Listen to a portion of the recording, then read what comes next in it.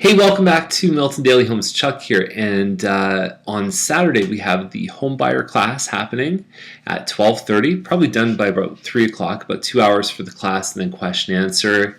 We talk about how to buy a home with zero down. We talk about how to get up to $10,000 or more free government money. We talk about all the steps involved with buying a home. We talk about the cost, the things that you should budget for besides the down payment, and also the ongoing costs. We talk about how to pay a mortgage off in 7 years, and you'd be really surprised when you find out. All kinds of information, about 50 slides from home inspections. Doesn't cost you anything. Bring a food bank donation because we want to support those less fortunate. We could charge for the class, but we'd rather do that, and it's a really good use of your time. We'll give you a probably 54-page manual. It's great information to take home with you. So $1,380 cost, again, number 15, 314. It looks okay inside. The dynamic at work is that there was one end unit that sold for more than these guys are asking, and I think there was actually a better looking inside unit that sold for less than these guys are asking. So it's still early in the game on where these guys are actually going to sell. I'm actually surprised the prices are so high, knowing what people paid for them and when they paid for them.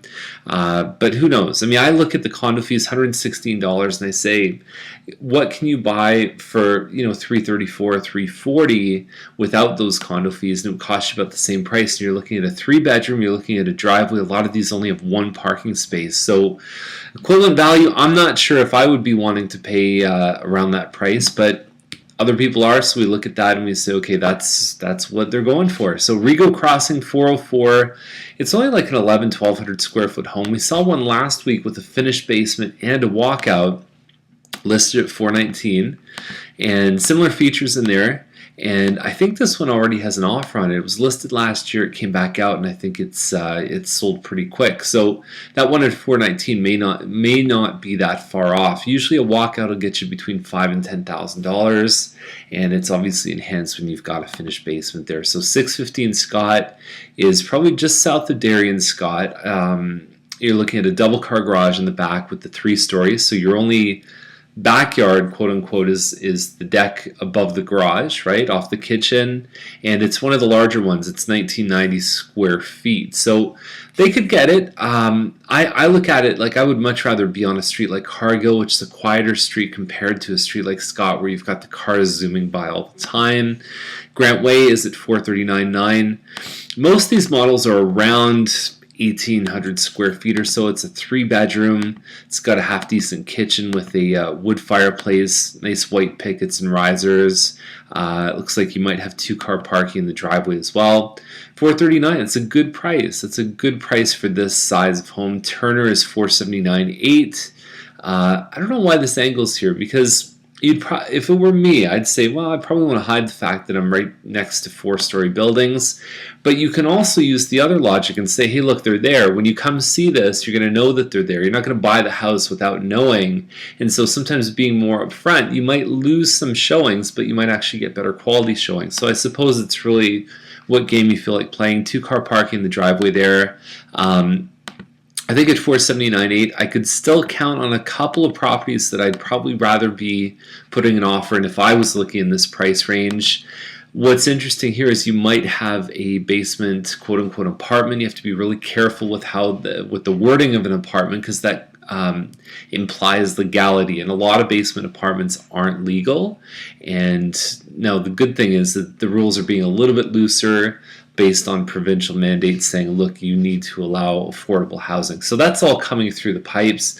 If you go to mls.ca, you can look at some of that stuff.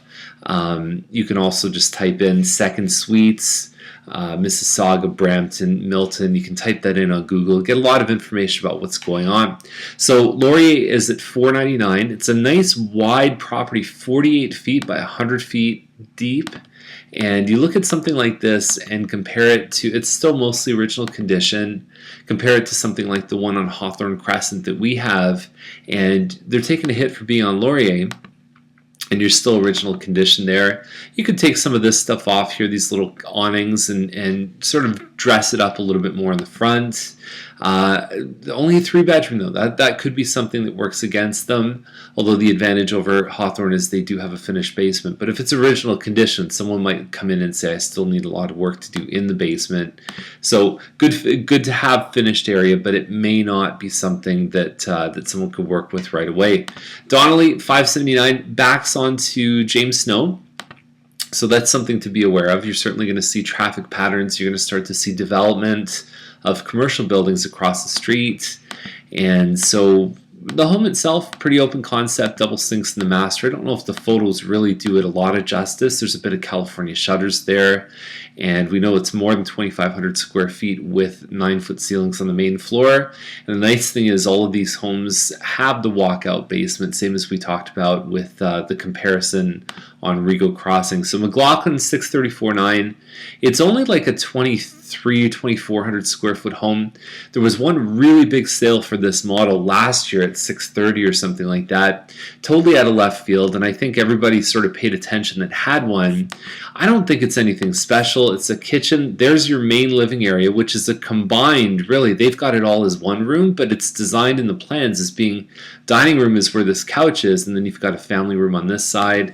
There's a separate living room, which is just over here where the turret is on the front. California shutters, hardwood floors. There's main floor laundry. I don't think that the price is justified for a home like this. I think you can get a lot better home for the same price, or you can buy a similar sized home for a lot less. $639 is the price on this one on Norris. The issue sometimes with ones on Norris is that they are close to James Snow, some of them back onto James Snow. This one is on the inside part of Norris Crescent, so it's on a better location. If you don't live on Norris, you don't go on it. It's a nice street, good solid location. You can look at it and say, yeah, the kitchen's lighter cabinets, white appliances, all the rest of it. But for $639, what you're getting, I mean, if you look at the, I'm not sure how this one's going to sit. Usually you get a little bit more sort of newer, more upgraded home for the same price. But I'll tell you, there's not many better streets than that street there. London Terrace is $649, just under 2,600 square feet, and completely move-in ready. It looks like a model home. I like the HDR photography. There's some waffle ceilings, which if they just had to maybe tilt the camera at a different angle, you could maybe see them, but they really are beautiful. You've got a great-looking kitchen here. So very nice presentation on this one here. It's called a Greenbrier model. Manamy built it. $649 is higher than typically what you'd expect for a 2,600 square foot home, but it's extremely nice inside. So if you want a move-in ready home, that's the one. I don't think they're that far off, to be honest. I think that home, with the amount of money they put into it, it certainly justifies a premium. So Robertson 739. We sort of capped out at about the sort of mid-6s last year with homes this size, with pools. Great looking herringbone floor there. You've got some hardwood floors in the other rooms. Some updating in the kitchen, plus you've got a big eat-in area. And I think that there's another one listed right now over on Ridge at $719 or something like that. I don't know if the Milton market's ready to start seeing these homes sell over $700, but I could be mistaken because there is demand for these. There's absolutely big demand for these kind of homes. It does back onto green space, which has a certain advantage, and it almost looks like the breakfast area is bigger than the usual ones, and it does say the square footage is over 2,500 square feet.